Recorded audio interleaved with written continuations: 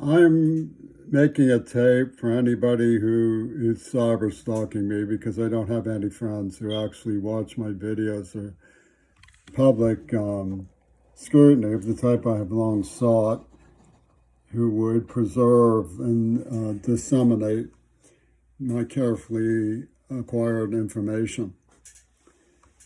Because the rabid, by whom I mean Yoko Ono's gang, who are positioning themselves for the ultimate scam to arrive selling peace after master plotting atrocity in the name of Lenin, who pulled a Houdini.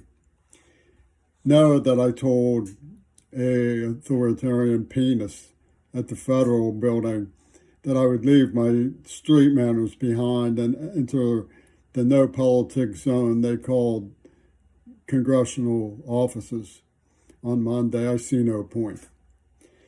I see no point to advise anybody of anything they don't already know because they can swindle. But Clinton has known all along about Gail Burstyn, which proves Netanyahu was behind AIDS, COVID, and genocide is nothing new. It's a formal executive policy worked out with Her Majesty's Houdini Control Board. What I'm writing to you about in this case, speaking because of my Parkinson's condition, is a friendly goodbye and good riddance to Joe Biden's public career. RFK, I'm old enough to remember, sat pretty through the genocide in Gaza.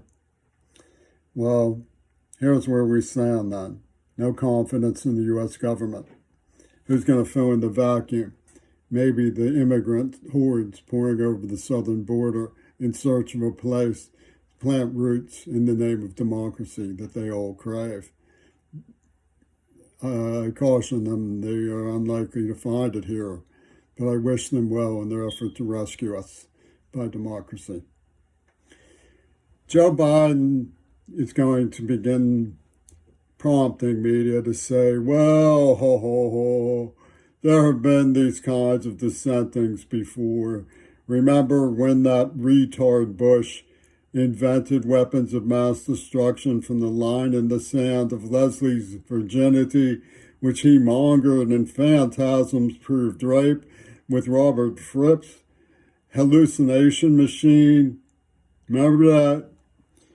Remember when the Vietnam War got civil rights people out on the streets getting their heads clubbed by Mayor Daley's Chicago police? Well, the difference between that and Joe Biden's end as a politician through public refusal to accept his disgrace is simple enough. This involves an outrage calculated and meditated to target and commit genocide of Palestinian children. That's a simple fact. It was horrible what happened in the Vietnam War. But Oliver North and his death squads came rampaging and whining that my father called their practices baby killing. Well, maybe he didn't get vindicated, but we see what baby killing really means in Gaza. And there's no way that it can be unsaid. Genocide is genocide, and Biden is behind it. Oh, he plays. Oh, we're just an advisory rule. While Blinken goes and makes special back-patting gestures to Netanyahu. Oh, Biden plays. I have a place in the American scheme of things to be tortured, humiliated, and subject to special spectacles to cyber-stalking neuroguardsmen.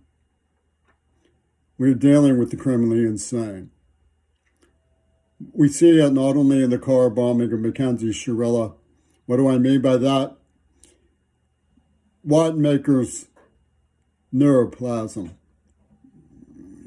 was implanted when I was a 14-year-old boy, and he was an Attica State Prison psychiatrist living in retirement in Pittsburgh, working with Ohio State Corrections in a brain researcher named Mackenzie. They bragged publicly of practicing neurohypnosis. Enough said.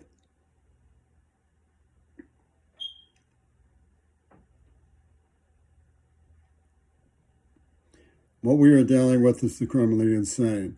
And what I recommend is that we bring our U.S. Navy home. Bring all of them home.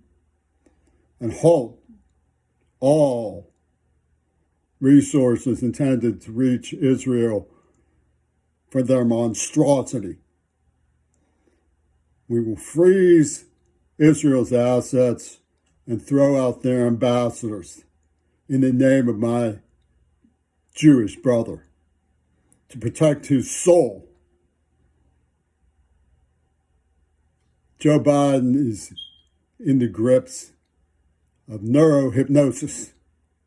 They've made a Fu Manchu candidate of the President of the United States. He has no moral bearings. He has no conscious policy. He's a love slave. His pants is wet with the honey of the belief that he is helping rescue Jews. He's destroying the Jews.